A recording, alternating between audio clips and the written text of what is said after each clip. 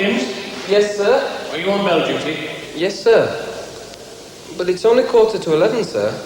Ring it now. I want all boys in the assembly hall with hymn books in 5 minutes. Oh, and see there's no skylarking, will you? I shan't find it appropriate.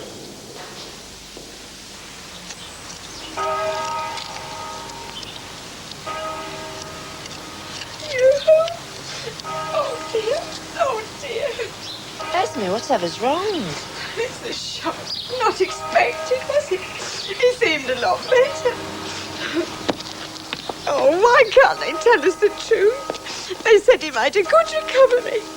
And him no more than middle-aged, fine family man.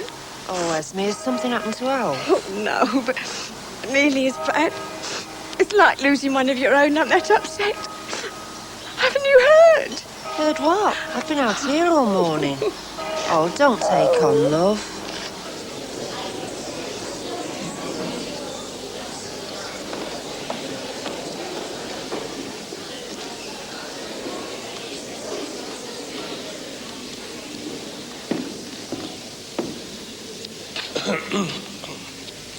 Settle down, boys.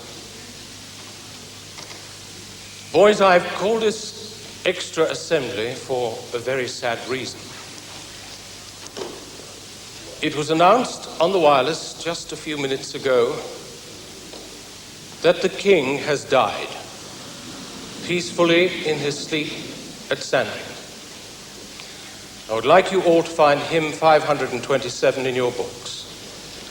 And after the hymn, there will be a 2-minute silence to mark our respect. Our king has earned a short place in the affection of us all. He will be mourned the world over. Now his burden of duty is laid down, and the responsibility of sovereignty passes to Princess Elizabeth. Let us think of all who devote their lives to serving others as we sing hymn 527.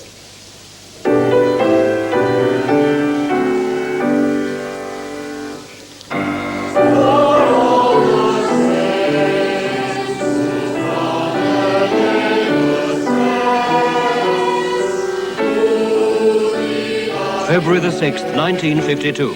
The King is dead.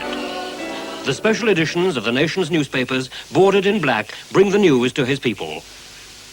This man was trained to serve, but not to reign over his country.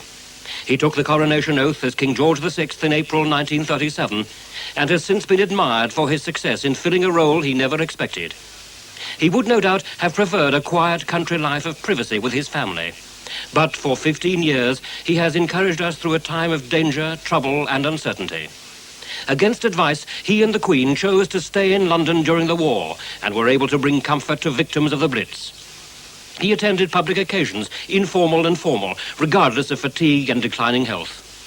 He took great delight in his grandchildren, Prince Charles and Princess Anne, and in preparing his daughter Elizabeth to succeed him in the duties of monarchy. As his family mourns, so do the thousands who have been moving past his coffin this week as it lies in state. Thousands who wish to pay tribute to a brave king who brought us through our darkest hours during a difficult time for the whole world. The funeral must be over by now. Hey, who's making tea? You or me? Oh, we needn't bother. Mum's back from London. Oh, thank goodness for that. Yeah, she's lying down. She and Ma Burkett didn't go to Windsor. They just watched the cortege this morning, stood in Whitehall near the cenotaph, and then caught the train back home again.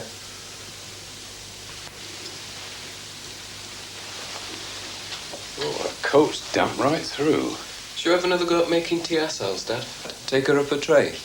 Is she very tired? Bound to be. I can scramble eggs. Oh, I fancy a proper meal.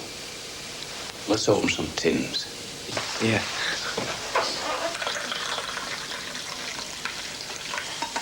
You must have been soaked. Hope you've not caught cold. I'm all right, love. There we are. That looks good. Have you and Edward managed? Of course. Missed you, though. Had Alfie. Had fish and chips last night. I stopped him complaining that he hadn't got a wife to come home to because you'd taken her off to London. Me take her? I like that. It was her idea. She's been upset all week, Arthur. I felt I had to go with her. 3 whole days of Ma Burkett's company. I still don't believe it. I don't mind her so much now. You know what she said? What?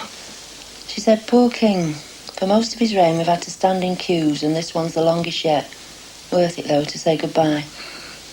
She's good-hearted enough. And there Mavis made me very welcome. Oh, did she? I'm glad I went. It's, well, the end of an era. There were all sorts in that queue, Arthur. Rich, poor, upper class, working class. All getting wet together, eh? Well, the British people have come through a lot worse together. We've seen changes for the better. Oh, I agree. Menfolk getting their own tea for a change. Aye. I'm all in favour of that. Hey, come on. I'm not helpless. You can stop in bed all day tomorrow if you want. I can't. Audrey Maitland's coming, isn't she? Oh, aye, yeah. That's the one good thing about the children growing up and leaving home. At last we've got room to have visitors. Avril's been meaning to clear these drawers out ever since she was married, but she's never got round to it. Oh, that's fun. What? A picture she took of some of her pals when they did a year in the Land Army after the war. Do you remember? Bread and potato rationing. I'll say. And that terrible winter. Oh, can I have it? You better ask her. Oh, I never knew she'd kept this. Who is it? You mean you don't recognise him? Of course not. How could you? You'd only be 2 when we took it down. It's the King's older brother, King before him. He abdicated. The Duke of Windsor. I saw him on Wednesday at the Lion in State in Westminster Hall. Can I have that too? What do you want all photos for? You're coming to Parents' Evening next Friday, aren't you? Before we break up for half-term. Yeah. Well, the heads told us to arrange a display for you to look at, in honour of the King and what happened to us during his reign. So we're collecting things to put on show. What sort of things? Reminders. I wondered if Jimmy might lend me his medal. Yes, as long as you don't lose it. You want my Africa Star and all? Oh, can I? They're in an envelope with my free rail warrant signed by the captain. I don't know what happened to the Buckingham Palace admission ticket. You took Mary Halliwell to the investiture, didn't you? Yeah. My army souvenirs are in a box at home. I'm saving them for Peter. Ration books? But we're still using them. Old ones. I'll have a look. We're not still using clothing books, though. No, thank goodness. I put those on the back of the fire. Yeah, and with coupons left in them. Oh, you shouldn't have done. It gave me great pleasure to shut up. I wonder if Ma Burkett's got any. Ask Mrs. Burkett nicely. They were never short of anything, that family. Will you put those buttons somewhere safe if you're taking a dry milk tin for your display? What time's Mrs. Maitland arriving? This afternoon, why? Just wondered how soon we could start on the trifle. It's for tea. Hey, what's this? Oh, it's a Star of David. Sarah Levinson gave me that before they went to America. Poor lass, she landed us with a really rough little evacuee. Arnold, his name was. Do you remember any of that? Not clearly. I can sort of picture Rebecca bossing me about when I was small. And her dad? He used to look after our teeth. My teeth never needed looking after. I was deprived of sweets at an early age. Ooh, he's certainly made up for it since.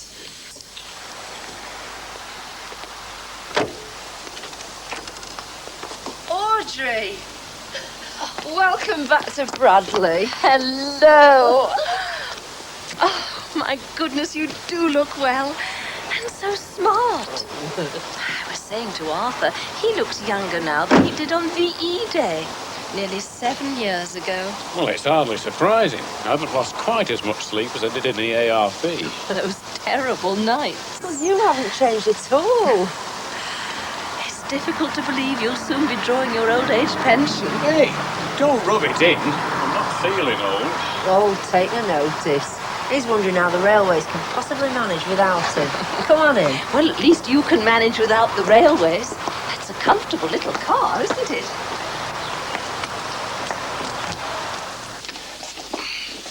I've put you in here. It's our spare room now. Thank you. You don't mind a few of Avril's dolls around? Not at all. They're charming. Edward's got the back room all to himself now with a table for his homework.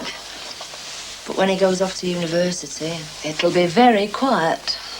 we'll get used to it. I'll have Arthur under my feet all day and every day.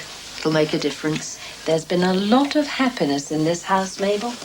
Yes. We've been lucky. How's Bruce and the antiques business? Doing well. Both doing very well. Lately, he's been going to auction sales himself and buying more pieces. In public? He isn't shy anymore. His courage is coming back about meeting people. Well, they're not shy about meeting burnt airmen with plastic surgery. He even gave a talk to the Women's Institute. And they didn't treat him like a wounded hero or a freak, but as an interesting person with something to say. Oh, Audrey, I am glad. I'll tell Tricia when I write. She'll be so happy. When's the new baby due? Any minute now. It'll be another boy, I'll bet. I'd like a granddaughter to dress dolls for. Although, perhaps I could dress these for Edward. For Edward? You can put them on your display, can't you? You can label this one a woman in wartime. Not looking her best, poor little love. It's just right, Mum, thanks. The noise in that factory and the smell. I don't think I shall ever forget it. She ought to have dirt ingrained in her fingernails. But I suppose that's going too far. This one's much prettier. What's she supposed to be doing? Showing off her new look when Paris fashion came on the scene. His schoolmates won't appreciate it, but their mums will. Yes, it was goodbye utility. Hello, glamour. Edward, I wish I'd known you were collecting things. I could have brought you... Just a moment. There's this. Bruce's DFC. He wanted me to keep it. You mean he gave away a distinguished flying cross? Some memories of those years are rather painful for him. When you ask people to lend you things for your display, Edward, you will be careful, won't you? As the King said in one of his speeches, we've travelled a hard road. Some of us may prefer to forget. Yes. Thanks, Mrs. Maitland.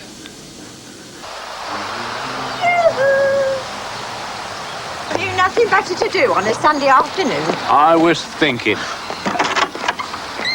What have you got there? Junk. I'm a terrible hoarder, I am. It was under the stairs, but I hate to throw stuff out, even when it's no use. I've a lot full to go through up there when I retire. Well, I came across junk I can offload on your Edward, see? Oh, Alf's gas mask. I thought I'd collected all them in. Well, I was using it to hold me hanging plant outside the back door, wasn't I? Clothing coupons, old John balls, and some empty fag packets I only scrounged off the GIs. I bet they was full when he got them. Oh, here it is. Oh, prefab's great. Oh, I hope your prefabs hold together better than that. of course they will. They'll be standing 30 years from now if we haven't replaced them. Got any glue? There's that stuff I use for aerial modelling. I could put my bombers and Spitfires on display. Wonder if anybody will bring a picture of the atom bomb going off. Edward, do you have to? Well, it did happen, Avril. Oh, Avril, what would you say was the best new medicine? Since when? During the King's reign. Well, penicillin, I suppose. It's done the most good, anyway. Do you think you could borrow some penicillin tablets for me? I expect so.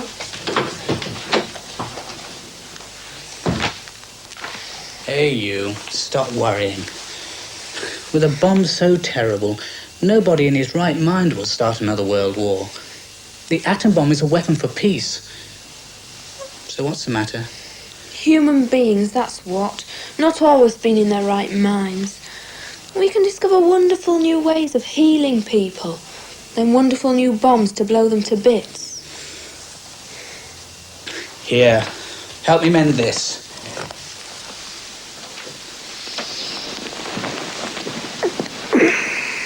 Shall I lend Edward me plaster dove? What for? Well, these were flying over the Festival of Britain last summer. When everything was dismantled, he paid £1 for this and brought it home for me to keep. Even though he did look a bit silly on the train. And it's one of my best treasures. Aye, Edward can be trusted not to break it. A dove means peace in our time. Oh, don't say that, love. Reminds me of Chamberlain at Munich. And all that came after.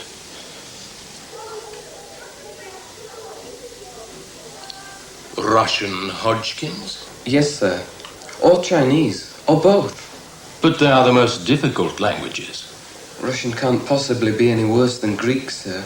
I know the alphabet already. But why, boy? I want to go into the Foreign Office, sir. Be a diplomat. What about the RAF? If we're able to talk to the Russians, we may not have to fight them. You're not a secret communist. Not aiming to be a spy, Hodgkins. Well, we'll see how you fare in your examinations. In the meantime, civil servant looks better on paper as far as Oxford and Cambridge are concerned. How's the display coming along in the hall? Should be ready for this evening, sir. Oh, good. It'll be nice to see your parents again. Now we can relax with morning coffee. I know life's back to normal. Oh, love. I usually have my 11s in a mug. So do I, my dear, at home. I bet you were suited when the Tories won the election, eh? Oh, no. I voted Labour again. Well, the old government had pushed through so many changes for the better, and in such a short time. Such energy. I was sorry to see them out of office, weren't you, Mabel? Not really. They wore themselves out. And I was fed up with the trade unions calling strikes. Oh, excuse me. Well, you do surprise me. I'd have marked you as a Tory any day of the week. Alf and me has voted Conservative since we came to live in Westmore Avenue. Wonderful. Oh, I wonder who it is. Oh, I know. I'm proper nosy, I am. But like I said, you've got to stick with your own class, haven't you? Class? Have you got pelmets up at your windows? Yes, Well, but... so have we. See what I mean? Anyway, Alf and me reckoned that Mr. Churchill deserved a last fling. Now that I do understand. It was Anton from America. Tricia's had her baby. Oh, what did she have? A little girl. Oh, They're going to call her Elizabeth. Oh, congratulations, my son. An ambassador? Well, who knows? Eventually, perhaps. Oh, it's ridiculous. I mean, folk like that come from posh families, go to posh schools. Oh, and no disrespect, but our Edward can't mix in those circles. He was always keen to travel abroad. Well, he may get no further than a desk in Whitehall. But if the Foreign Office is his choice, I see every prospect of a worthwhile career. Nowadays, a boy's individual merit is more important than his social background. Oh, if they make him British ambassador to Moscow, I shan't sleep a wink. Washington would be nice. We have a daughter in America. She's just had a baby, a little girl. Oh, how very nice for you. I don't know. Young folk these days, you never know where they're going to end up. Well, they have already lived through some of the most interesting and significant years in Britain's history. We of the older generation can only wonder what they'll do next and wish them luck with it. Why don't you come and see the display that the boys have made in the hall? Oh, thank you.